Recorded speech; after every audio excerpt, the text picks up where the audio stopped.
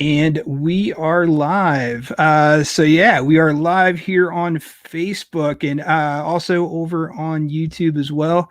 We are basically just hopping on here and giving you guys the lowdown on what's about to happen. And Stacy and my name is Bill Brock, and that's Stacy Brown. We're about to do something really cool. We're going to be heading across the country and hitting up some paranormal places and see what happens. So what's up, Stacy? How you doing, brother?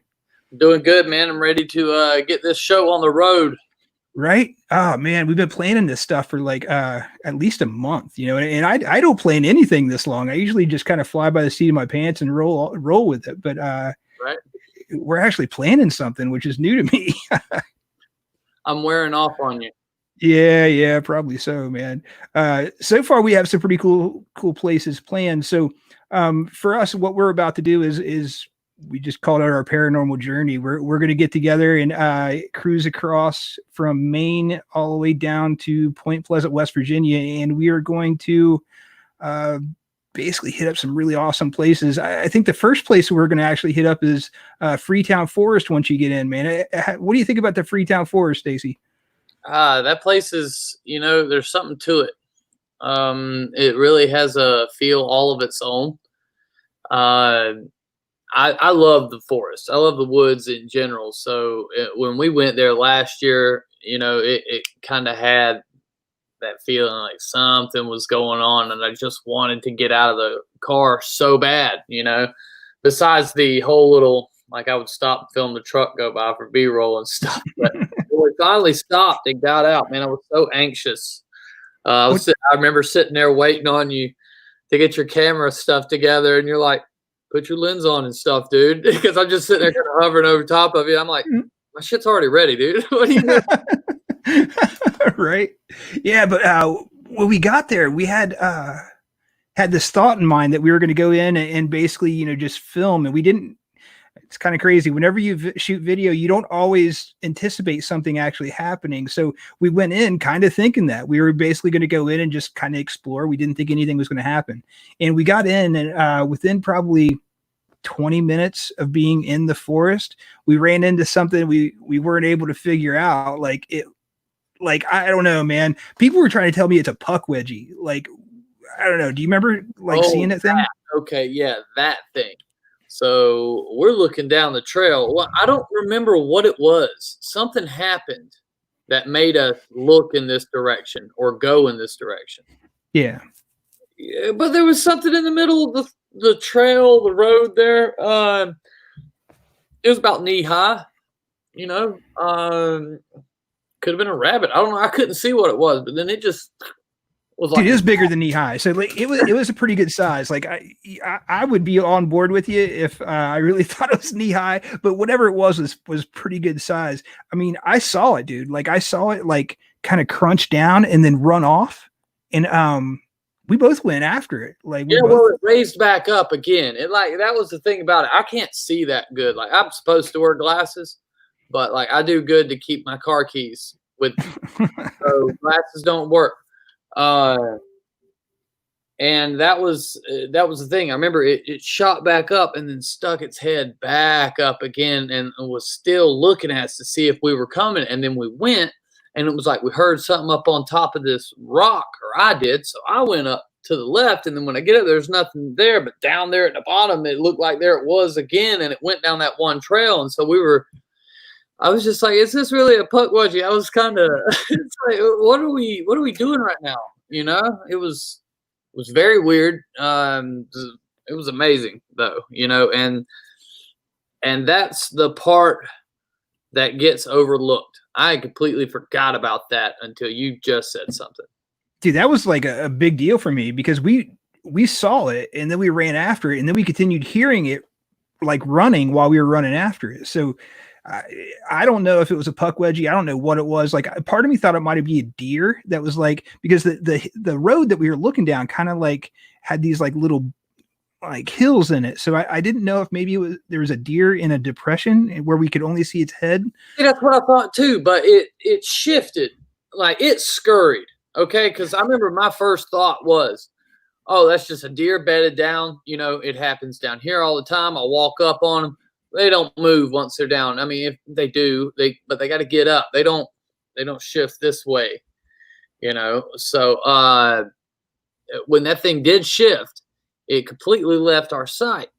But if I could explain it right, the trail went like this, and he was kind of right at the top of the trail, right? So when it scurried back behind where there was a dip, and then we sat there looking, and it raised its head up over that little berm or that dip in the trail, you know. And then I remember we went down. Once I went up on that rock, we went down that other trail, and when we were down that other trail, that's when the tree fell. Yep. Do you remember the tree fell? The tree, like, how many times are you in the woods that a tree actually falls? That happened. Yeah, right after we see what we. Right after. Yeah, we don't know what the hell it is that we saw, but like the tree fell right after we saw it. Yeah, and we got that all on camera, you know. And then for some reason we left. I know we were just like, there's no way this is an actual puckwudgie or what. I think we ended up just being like, dude, we got to get back on course of what we're doing here, you know, because we didn't intend on chasing anything when we parked. When we parked, we simply got out of the vehicle. We're going to do a Facebook Live thing and then go about our way further into the forest, because I remember we wanted to get down to the transmission lines, the power lines that run through there. Yeah. And, you know, then you figure it was almost probably 75 yards from us. Oh, yeah. We've seen that thing at first. Yeah. Yeah. I thought it was kind of badass that we didn't even have to like say anything to each other. Like we just both simultaneously went after it. You know, I thought that was pretty cool. Well, we had to turn around and get Corey too. Yeah. Corey is straight up like, well, you guys are leaving me? You know? We didn't have no plans on leaving anybody, you know? Right. Yeah. We just ran after it. And then after that, man, shit got even more weird, you know? So we're trying to film this little documentary or whatever the hell you want to call it for High Strangeness. And we're like, at that point, looking for a cool place to really investigate. And we got to this area where there was like a gate, and I think the power lines were right there too. Yep. And what was really crazy is, without giving too much information, we had talked to this psychic witch lady, and she told us not to cross barriers, right? Is that how it went? Yep. She told me, she said, you're going to come across the barrier and you need to respect your boundaries. She said, do not cross the barrier. She said, I can't see what's on the other side, but I see you crossing some kind of gate, and you don't need to do that. Well, you know, I thought she was full of shit. Just going to be honest with you, dude. Like, I'm sorry. I went to Salem. Everyone was a witch. Yeah. You know, and so like, we don't have witches down here in the South. And if we do, they don't really make it known. You know, I've known a few, but right. It's not something they talk about. You know, and I didn't think about it. Went past the gate, and second I broke off into the woods, there was a dead white goat that had been sacrificed. But that wasn't really, I mean, that was the weird part. That was like, ugh. And then when Corey came, when I hollered for y'all and y'all run up there, Corey said, dude, she told us not to go past the boundaries. And we're like, oh shit. But then the voices. Oh yeah. I forgot about that, dude. I will never forget the voices. It sounded like some type of chanting or something, you know, and the problem is we couldn't pinpoint where it was coming from. Was it coming from over there? Was it coming from over there? Because I remember you guys not wanting to go far from the truck because there was a bunch of gunshots going on, a bunch of gunfire. I was like, hey, whatever. You know, we'll just go down this road a little bit. And yeah, the chanting was really strange. It was strange, and I still don't really I still don't know what it was, man. I have no idea, but I definitely remember the chanting. I remember just the weird feeling I had when we found the friggin' sacrificed goat, dude. I've never found anything like that in my life in the woods. It was just the weirdest friggin' thing. Right. That was it was a little unnerving, you know what I mean? Because another thing about it is we had the cameras and shit there. And I remember telling you guys, nobody's going to fucking believe this. Nobody is going to believe that we just happened to walk up on a sacrificed goat. And so we were debating not even putting that out because I was like, I don't want somebody to think I would do this. So I'm definitely not that type of person. And it was a dead goat. You Right. know, like I didn't want to dude, I didn't want to tell anybody that we had a dead goat, you know, that close to, I don't know. I didn't really want to tell anybody that we had seen a dead goat. It was freaking me out. Like, I just didn't know how to handle it, really, to be honest. Right. You know, and because the whole thing is if somebody calls you a liar or something like that, then you have to explain to people that no, you did not purchase a goat to do this. You know what I mean? Like, there are people out there that would do that. Oh, absolutely. No doubt about it. But, you know, I think that hopefully people know that you and I don't fake shit. Corey Heinzen, he doesn't fake anything. All of us went in there with the mindset that we weren't really going to find anything. I hate to say that out loud, but I didn't expect to find anything, man. Like, we were just going there to film a segment for this little documentary that we were making. And man, it was just like all hell broke loose. But, you know, I want answers. That's why I want to go back to that Freetown Forest area, because I want answers. That place is known for crazy paranormal activity. It's known for UFOs. It's known for Bigfoot, man. It's known for all this stuff. And I want to know why. You know what I'm saying? Like, why is it all this stuff is there? The one thing we kept hearing the whole time was be careful for that forest because the occult activity in there. I always thought, you know, how cool it would be. You know, I believe we talked about this last time. It's just to see somebody performing one. Could somebody who is along the lines, maybe somebody that's listening to this right now, you know, can you actually conjure things up? Because I believe this is the place to do it. Like, if you were going to conjure up something, whether it be a dog man or a puckwudgie or whatever, UFOs, ghosts, whatever, this forest has a special feeling to it. It's not a good special feeling.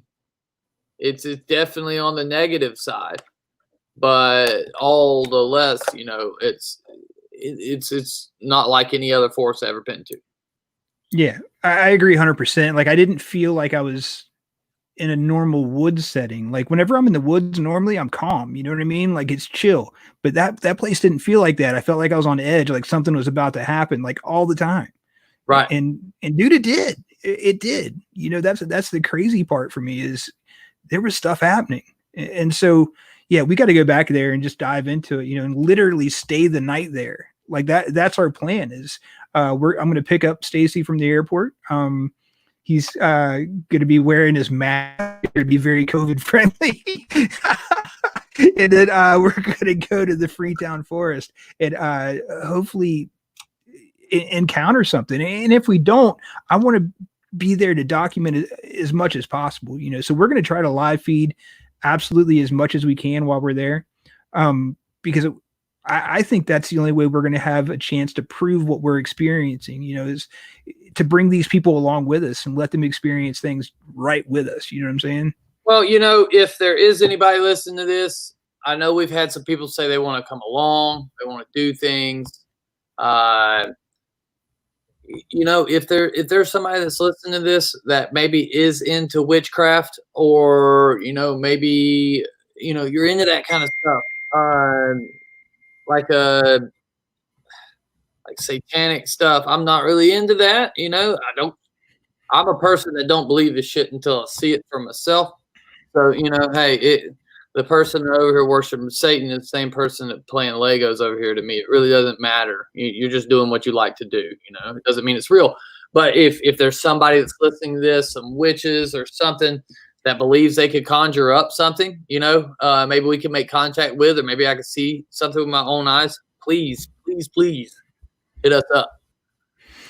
Absolutely, 100%. You know, people are definitely wanting to come and take part in what we're doing, and you know, this is a chance for people to join in and honestly take part in what we're doing. So, again, just like Stacey said, if you're into this kind of thing and you think that you can conjure something up, bring it. Let's see what you got. Let's see what happens. And you know, I think that alone is going to be pretty freaking cool. Like, I've never been part of anything like that either. Right. and that could be a bad thing to be a part of something like that. You know what I'm saying? Like, let's say they conjure up fucking Lucifer himself. I was hanging around some people one time that claimed that they were in the Church of Aleister Crowley, right? He has this whole church thing, and this dude was like he had the paperwork and everything. He was legitimately in the church, like a priest or something like that. Well, he said they conjured up a demon, and it told them to go to the damn store and buy a lotto ticket. Well, they didn't. First of all, if you were to conjure up a demon and that damn thing formed out of the smoke and the fire and told me to go buy a lotto ticket, hey, I'm gonna go buy a lotto ticket. The thing just came out. So, anyways, he said go buy the lotto ticket. They didn't go buy the lotto ticket because I guess they weren't gamblers. They're just Satanists or whatever. And then some guy in their town won the Powerball. What? Yeah. So this was a real story that they claimed happened. I don't know how much I put into that, because like you just said, please show me. Like, somebody can conjure up something, please come and do it. Please come and do it. I want to see it. I want to show it to everybody else. I want to know these things are real, so I can know to leave them alone or not. Like, I want some questions answered. So I might not leave them alone if they end up popping into our little dimension here. But right. Yeah. So anyway, once we're done with this whole thing and we've conjured up demons and all that kind of shit, we're going to the scariest haunted house in the world. Probably. We're going to the Conjuring House, and we're going to go investigate the Conjuring House and hopefully live feed that as much as possible too. And man, I'm stoked to get you there, dude. It is a cool place, man. God, man, we've been talking about it for a year. Oh, literally, like for real. And you've tried to come up a couple times, and the COVID thing kind of messed us over, and just just life in general. But I'm excited that this time we're actually going to get a chance to go there and investigate and show you what it's all about. Yeah, and like sitting on the phone with you, I remember that you called me up and you had that REM pod, and you're like, "Hey, I'm just gonna sit this over here," and then we're talking on the phone, and that damn thing is going nuts the whole time. It's a that was one of the neater things. I was like, man, I've never had any of that stuff happen. That day you're talking about it, I believe, if I remember right, we've done it so many times. I think that if I remember right, I was asking whatever was in the house to go touch the REM pod, and it was doing it on command, and I think what's really cool is when you get this interaction, when you can ask something to touch the REM pod goes off, and you tell it to walk away, and the REM pod turns off, and it stops beeping. I think that is wicked cool, man. I love that. Well, you're always okay. So like me, I'm a believer, but I'm skeptical. Okay. Just because I believe doesn't mean I believe everything is paranormal. So, like there's this spot out in the woods. I believe I've told you about that, out by the slave canals out here.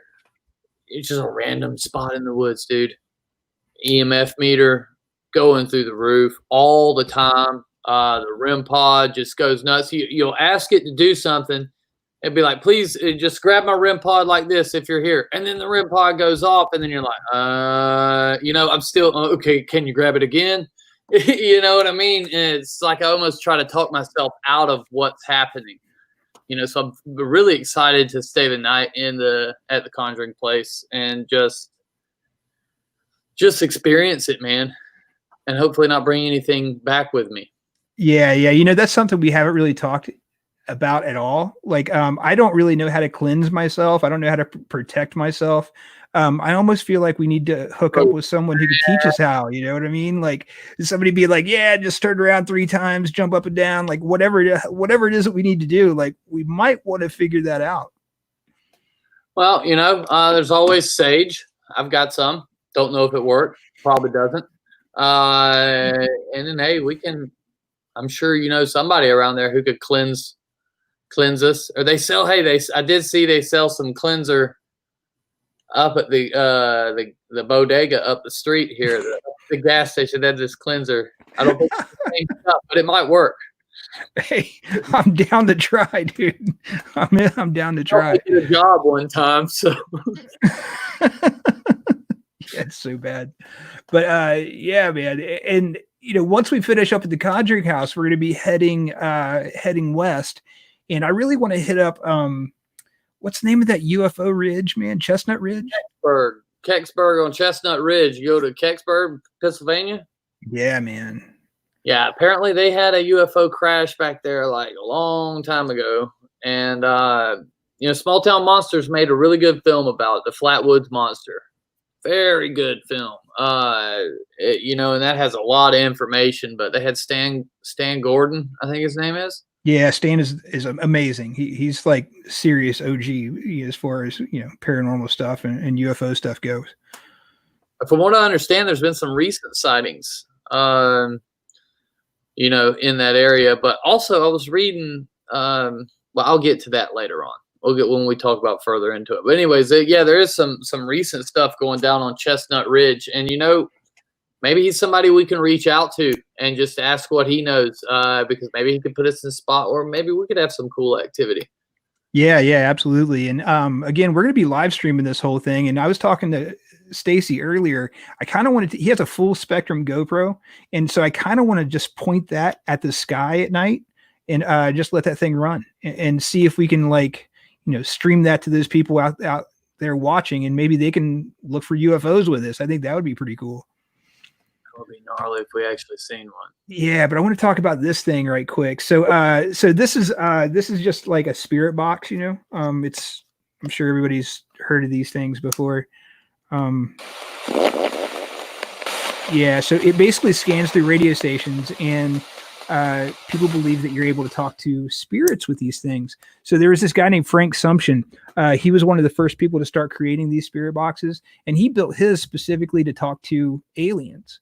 So, dude, I want to take this spirit box, which is very similar. It's not exactly, not even remotely close to being exactly what Frank Sumption had, but it's close.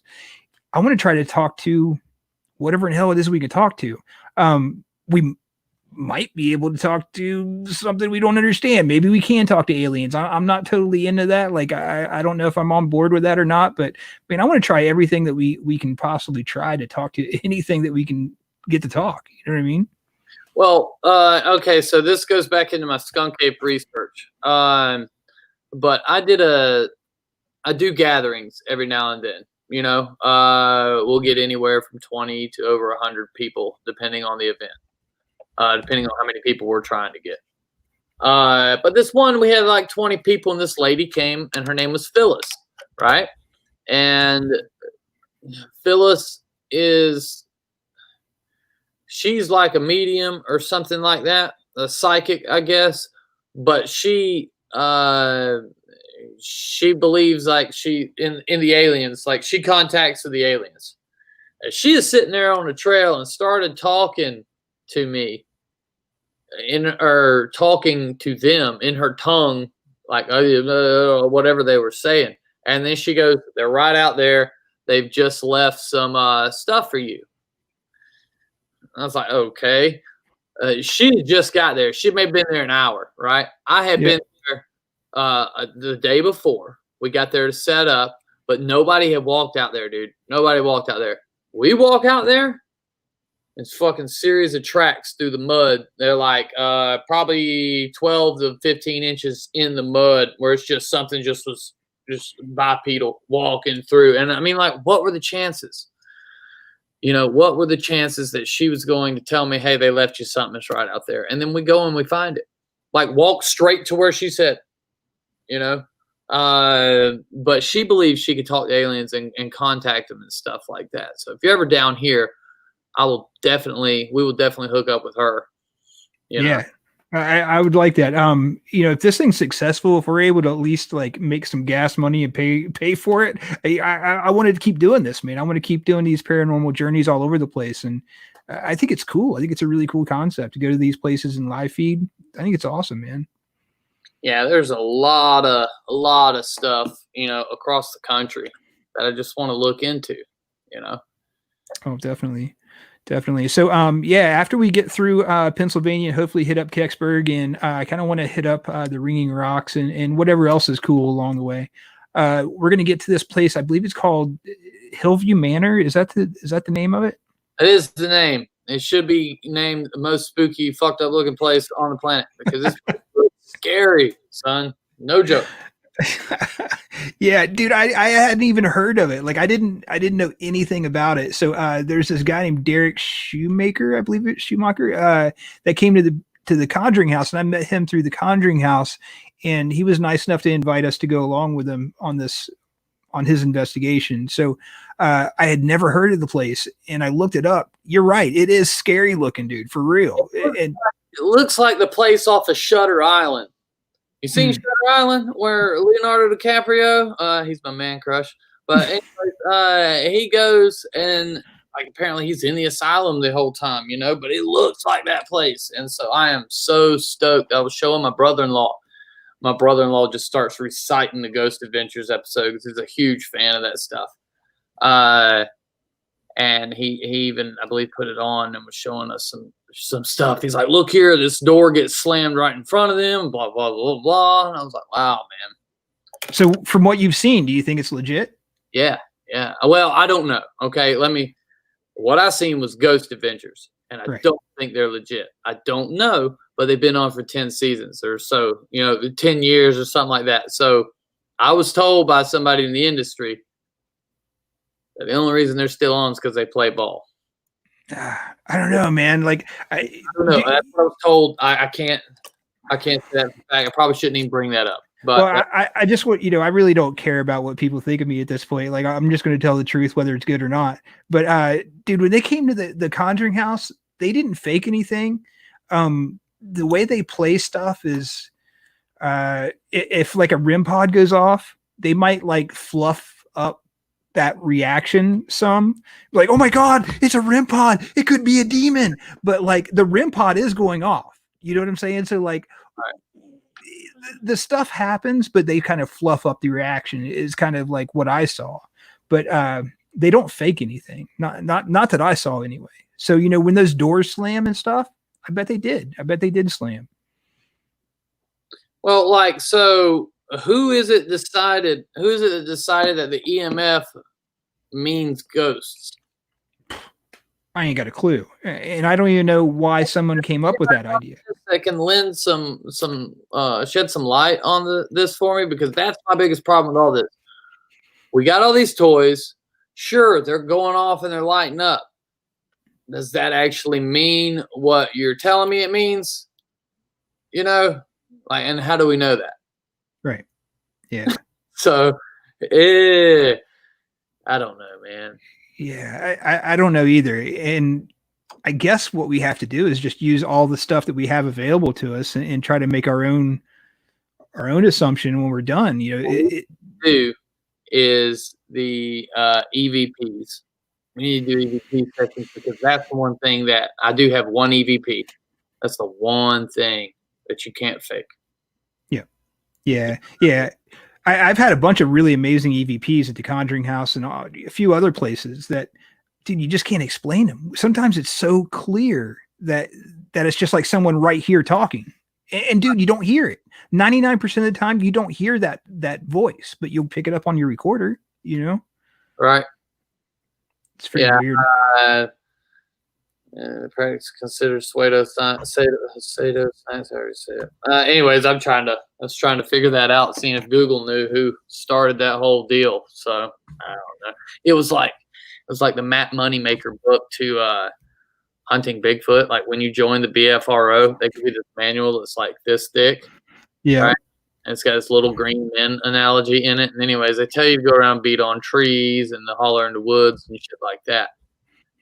Whoever wrote this manual has never hunted a real animal or something that exists to science, because that is the last thing you're going to do. Yeah. So you just brought up the BFRO, and I want to touch on this really fast. I don't want to talk too much about it, but recently they had a new thermal image come out of a Bigfoot. Have you had a chance to check that out, man? No.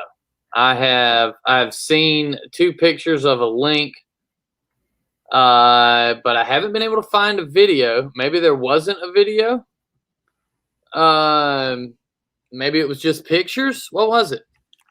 It was just pictures, dude. It was just pictures for right now. It kind of shows what seems to be the back of a creature. Looks like it was kind of trying to hide behind a tree. And man, I lost faith in the BFRO a long time ago. Like I don't like to talk shit. I mean, let me take it back. I do like to talk shit. I don't like publicly trash people. So I won't. But yeah. I'm looking at it now. Hold it up to your camera. So I don't know if people will be able to see or not, but how well? Oh yeah, you can see that. Okay. So at that far away, I don't know how far away they are. That's the problem. I don't know how far away they are, and I'm sure all this will come out. But that's another thing. You got 3 people staring at it. Obviously, the person holding the camera here, and then the 2 guys next to him. Right. Do you go after it? Dude, check. And do you like get the DNA out of the dirt? I mean, like, because you can take soil samples. That's all I'm looking for. Now, all I'm looking for is somebody to tell me where they saw the damn thing and can point right to where it is. Okay, because especially if I'm here, if I'm right here and somebody sees it and they're like, oh shit, hey, it's right there. All right, cool. What we're gonna do, I'm gonna bring some people with me. They're gonna sample the dirt. I'm gonna track this thing to where it went. Dude, check this out. Like I got to interrupt you for like 2 seconds to tell you what happened last night. So Steve Calls had Matt Moneymaker and the 2 guys that actually shot this video on his on his podcast yesterday. Right. And so he was accepting questions, kind of like what we do, you know. So like I asked the question, did you go after it? And if you didn't go after it, why not? And so I put that in 2 questions. So he asked the first question, did you guys go after it when you see it? Dude, he said no. He was like, no, I didn't go after it. And then he asked the second question, why didn't you go after it? Man, these guys said they were scared, Stacey. They said they were scared, dude. They said they wouldn't go get it. Doing it. If you were going to hunt Bigfoot and you scared to go after the Bigfoot, quit doing it. There's no reason for you to go. Because all you're doing at best is handing out second best picture. I know this is easier said than done, but come on. You're looking for Bigfoot. Don't tell me you're scared to go after it. Use caution. Y'all don't have firearms in California? I don't know, do they? I don't know. I know they don't have much of shit. No.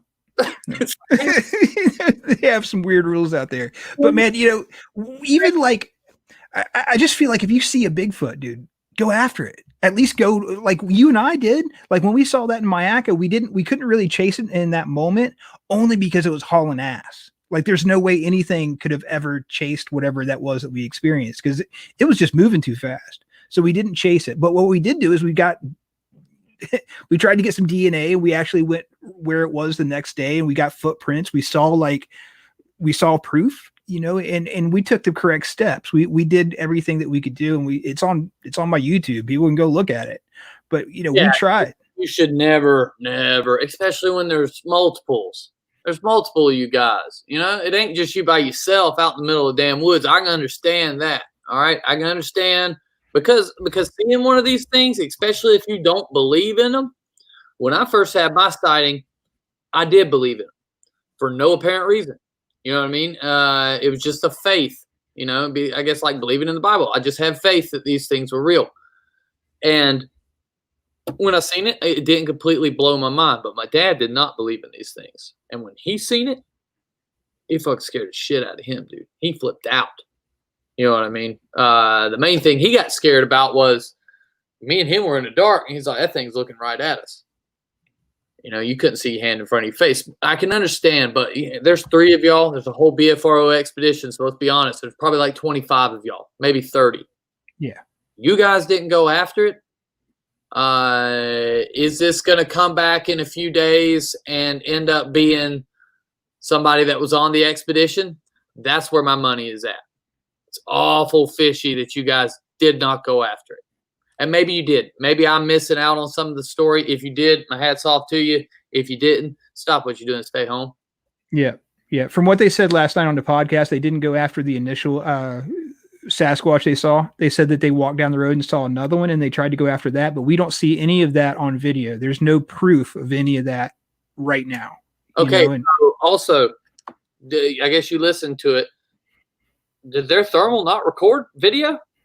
it did, but Matt Moneymaker is doing that little thing where you just drop little pieces, and he's trying to like. Yeah. So, by the way, if you ever want to look shady, drop little pieces.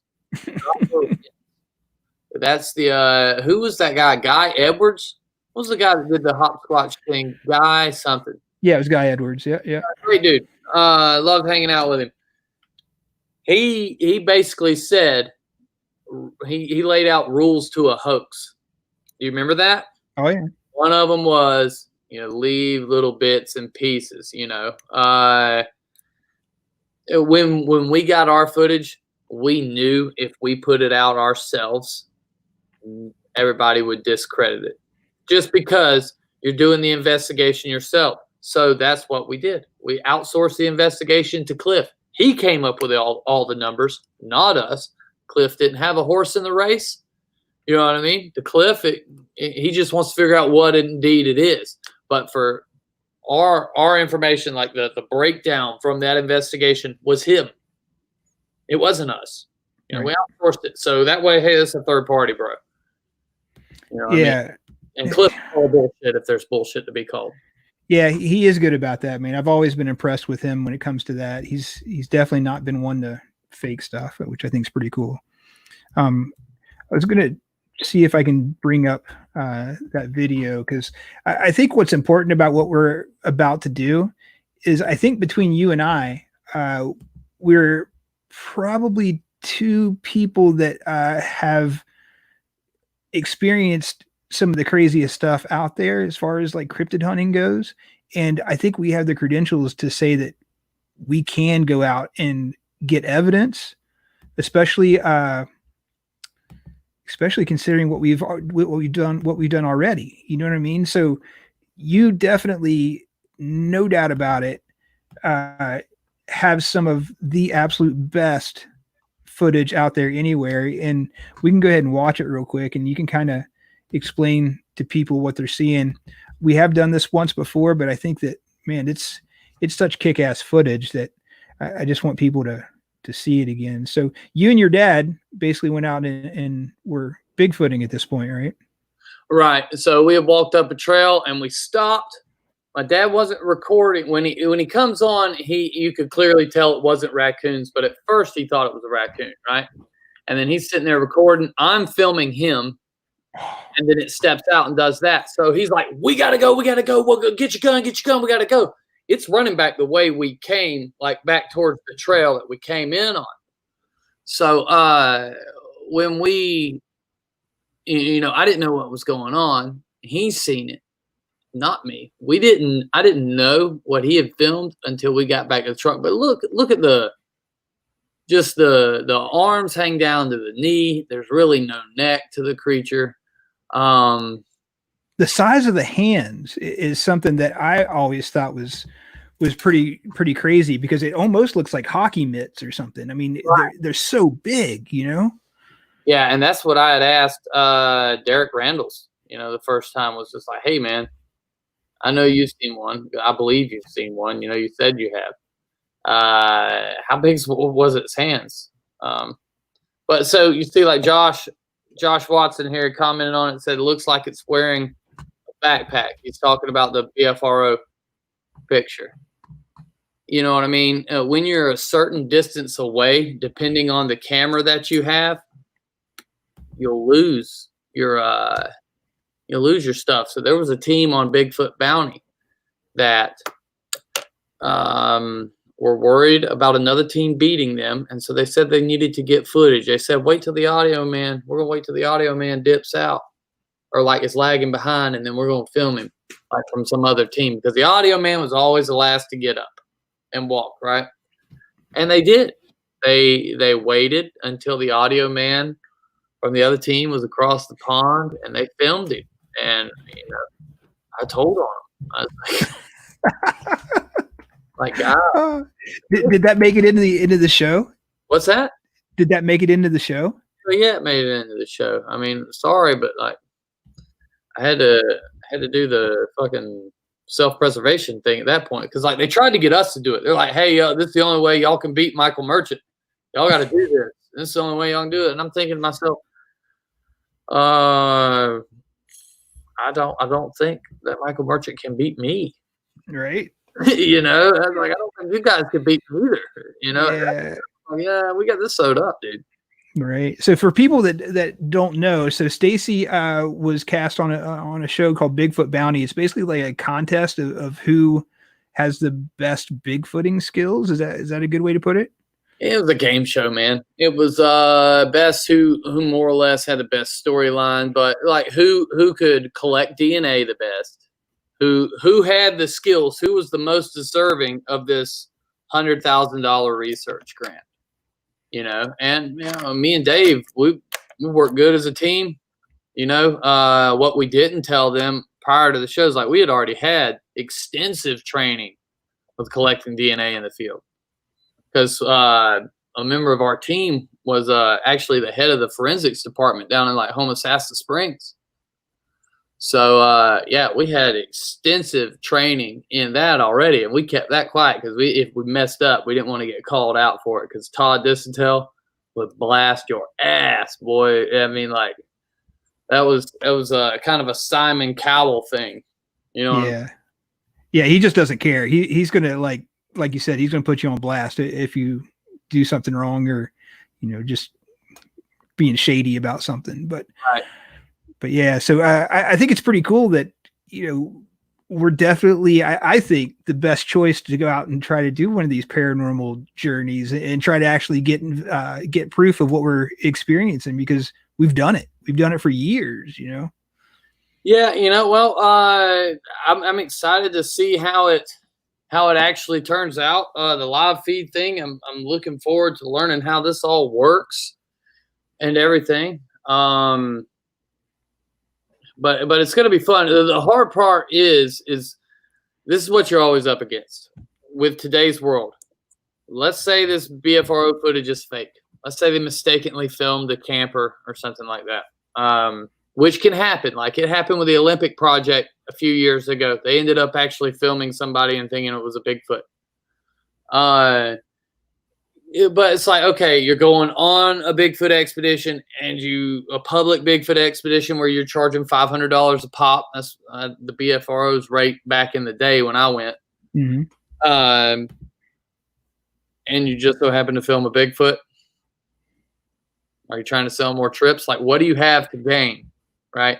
So that's the problem with all that. Like when I told you with the goat, it's like, nobody's going to fucking believe this because it's just too outlandish. If we go out and we catch a full body apparition or film a dog man or a UFO or anything, people are going to have a hard time believing it just because of the contents, like the context of what we're doing. We've set up this live paranormal feed so everybody can watch us and join in and stuff. And oh shit, yeah, just so happens that you happen to film something, you know what I mean, that nobody ever films.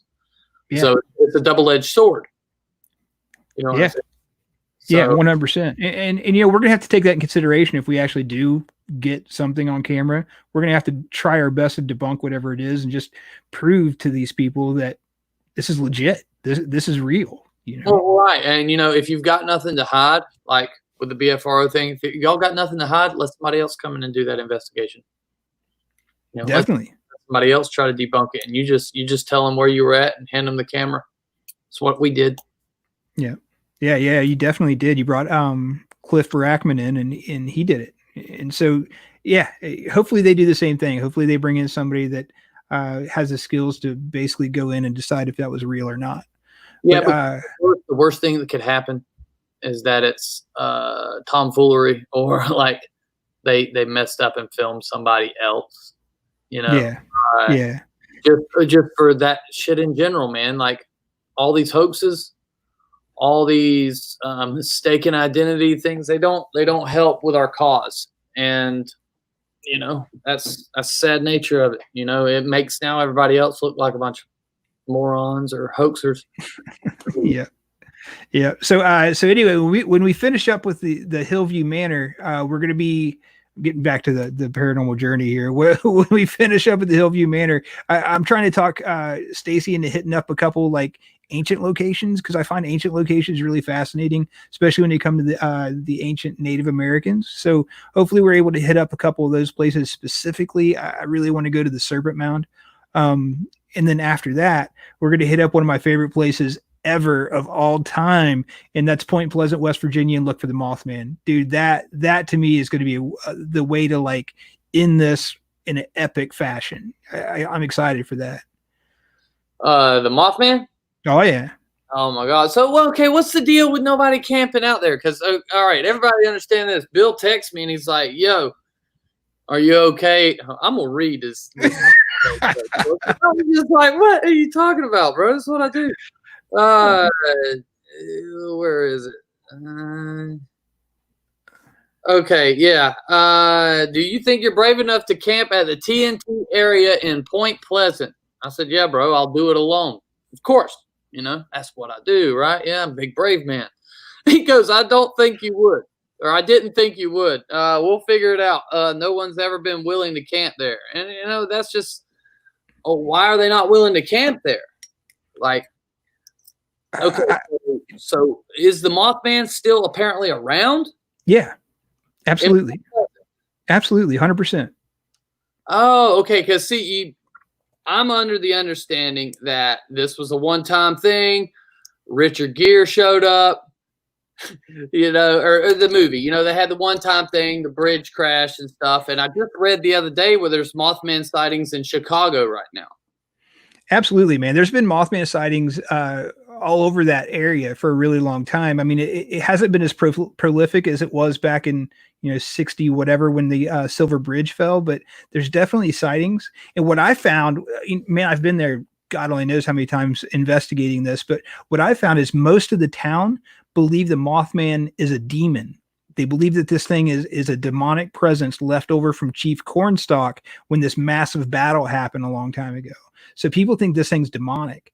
And dude, there's something to the TNT area. I haven't figured it out yet, but when you get there, you'll see what I'm talking about. It does feel weird. Like when you go into these like little like domes where they used to store the TNT, man, it doesn't feel right in there. Like, I don't know if it's the acoustics.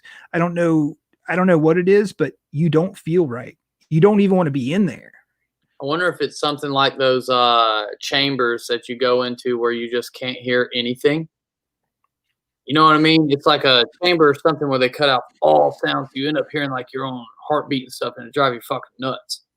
It's kind of like that. So these domes are like made out of concrete, and they're a perfect dome inside.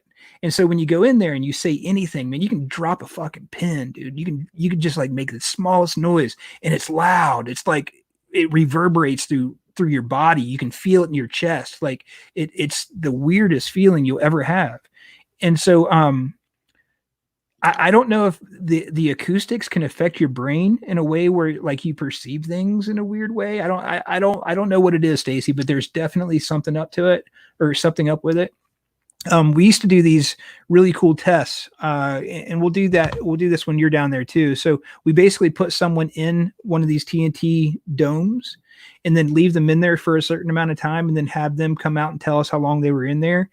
Not once has anyone even been remotely close to the amount of time that they were in there. They always think that it's either way longer, like minutes longer, like 10-15 minutes longer than they have been in there. And man, I'm only leaving them in there for like 5 minutes. They'll come out and say that they've been in there for 15-20 minutes, and they'll say that they've seen things. It's almost like they mentally go to somewhere else. It's crazy, dude. It happened to me. Like you can't, there's no perception of time when you're in there.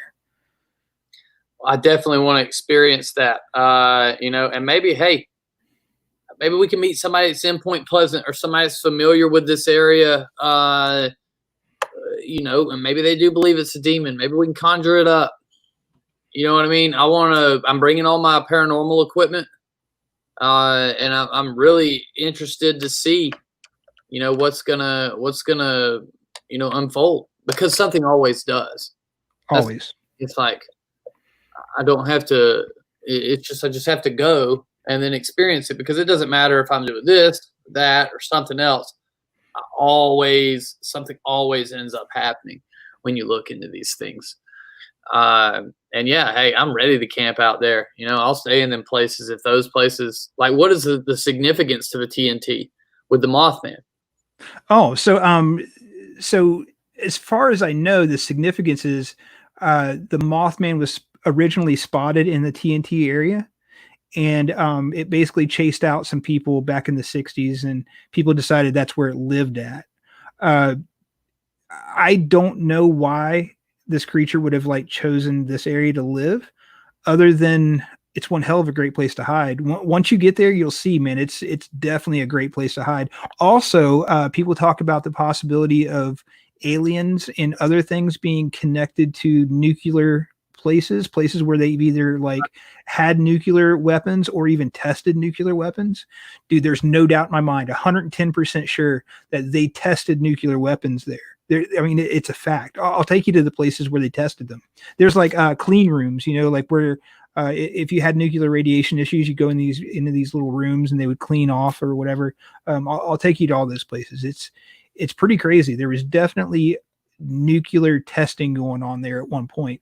Hell, man, my cousin's I don't know, he's a dirt mover, man. He owns an excavation company, and he got hired to go in and clean up the nuclear waste at the TNT area. And while cleaning up this nuclear waste, he said he was using a dozer and pushed some dirt over, and it found a tube about this big, about yay big around. And he said he immediately called his boss over, and his boss actually grabbed it, and he almost died. Like, he immediately like started getting sick. They had to rush him to the hospital. Like, he almost died. And they found out it was radiation poisoning. So they were taking all this radioactive dirt, piling it up in piles, and actually mixing it with chicken crap, because somehow chicken shit breaks down the nuclear whatever in it. Like, I don't know how it all works, but yeah, man. Like, them chickens that they sell at Walmart and other places, big ass chicken breasts. That's it, dude. that's how they come out with like 4 wings and 6 legs. We got in my coop. The breasts on them things ain't that big. You know, and they're all organic. So when they're saying organic chicken up there at the damn Walmart, I promise you, bro, it ain't organic. If it's damn chicken breast full up with that, ain't nothing organic about that. Not at all, man. I don't trust Walmart at all. But yeah, I mean, I'm excited to get down to the Point Pleasant and investigate down there. And then we are going to hit up Jeremy Bates. He's going to let us crash at his place one night, which I'm pretty stoked about that. I can't wait for you to meet Jeremy. He's a riot, dude. He's a funny dude. So that'll kind of break up the whole investigation thing. We'll definitely go down there and hang out with Jeremy, because he's just a blast to hang out with. And then after that, we got to get you back home. You're going to be rolling out on the 15th, I guess. Yeah. I'm back to Florida. Oh yeah, back to Coronaville. Quarantine me a second. I get back. I'm shocked they don't quarantine me when I go somewhere. Heather Derby, she's funny. She called it Frankenfood. Right. That's so true. But yeah. So if anyone out there wants to follow us on this little journey, we think that we know what we're gonna do, but we're still like kind of him-hawing around trying to figure out how in the heck we're gonna do this in order to hopefully get donations. And we're not trying to get rich on this. We're trying. That's it. I just want to pay for the gas money. I want everybody to watch. You know, so we're thinking about starting it off with like $1 donation to view it through Patreon.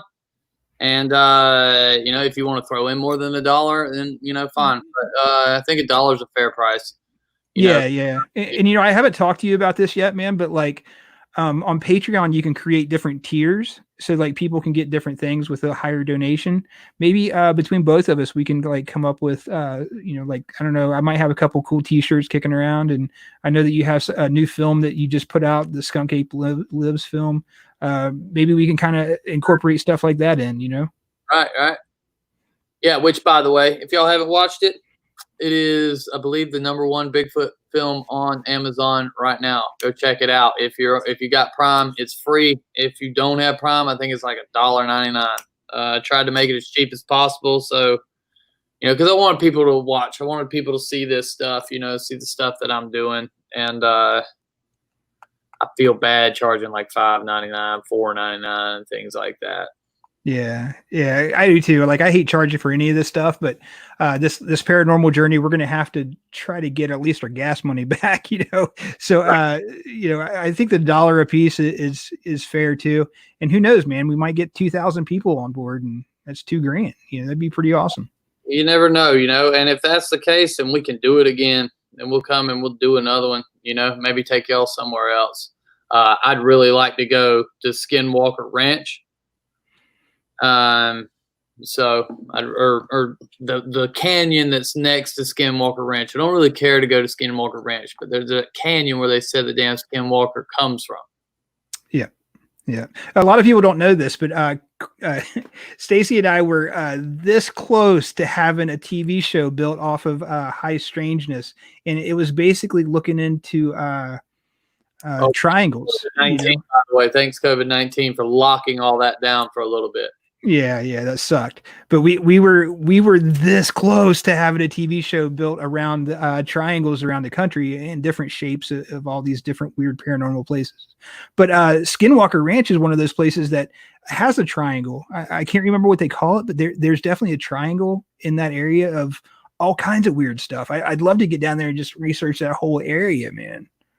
Right. And well, see, there was a triangle in Wisconsin. So you had the Beast of Bray Road on one far end of it. You had trolls on another end. There was a lake monster. And then there was actually a vampire with police reports about it. Like, the police chased this thing. They seen it leap over like a 10-foot tall brick like wall. They go around the other side, and now you figure there was like 2 feet of snow, they said, that was on the ground or something like that. They said on the other side of the damn wall, no tracks. It was like it just kept, rolling out. Just like it flew away. Yeah, it's like it just rolled out, left. That's crazy. That is nuts, man. So yeah, hopefully if this all comes together, we'll keep doing this. And just like Stacey said, we are looking at possibly rolling out to Skinwalker Ranch, and we definitely know some people. Maybe we can finagle our way onto the ranch. You never know. But I want to do that. And then I also want to basically start down where you are and just go north. I mean, there's all kinds of crazy stuff in the South, dude. Dude, there's so much stuff in Florida. Like, we could literally just stay in Florida one time.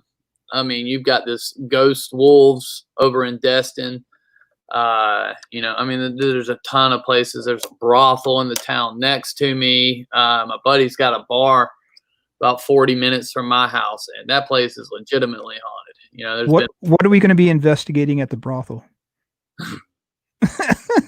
Pantaloons, my friend. Pantaloons. No, but it's like an opera house, but then you get there and you definitely see that indeed it was a brothel. Yeah, somebody's telling us to be safe and wear a mask if we go. But yeah, dude, I'm down for investigating anything. I think this is a great thing that we're doing. I think it's going to be a lot of fun, and hopefully we can keep doing it. And really, I think $1 a piece from people is cheap enough where people ought to just jump on and just spend $1. You know what I mean? Yeah, it's like you don't have to get out and go risk the COVID-ness. You can let us do that for you. Yeah, we're not exactly that bright, but we're gonna do it though. We're gonna make this happen. Really, a Florida man, you know that? Yeah, the mini. So you don't no damn sense. So yeah, I'm there for you. Well, I appreciate that, man. I appreciate that. But all right, well, I guess we ought to get off here. We've been on here for like an hour now, and we're gonna keep doing this, man. Somebody's like, I'll give you $50 if I can go. So yeah, we're gonna keep doing this. We're gonna keep doing these live feeds. We're gonna keep you guys updated. And at this point, we are kicking this off on the 9th. So on our page, on the Bill and Stacey's Paranormal Journey page, we're going to start putting up links as of today where you guys can jump onto the Patreon page. You're going to be able to, again, hopefully, if we can make things happen, I'd love to be able to see some gear out there. and maybe come up with some like coffee mugs or whatever to get to people with a certain donation on Patreon, you know. So anyway, we're going to start putting all that stuff together today, and we'll get it out there to you guys as fast as possible. Yep. Is that your infinite wisdom right there, bro? Yep. All right. Buffering at the moment. I was trying to think of two things. So, yeah. No worries. I'm out. No worries. All right, man. Well, we are out of here. And again, if you guys are interested in following us, just like our page, you know, Bill and Stacey's Paranormal Journey. But yeah, until then, we're out of here and we'll see you guys soon.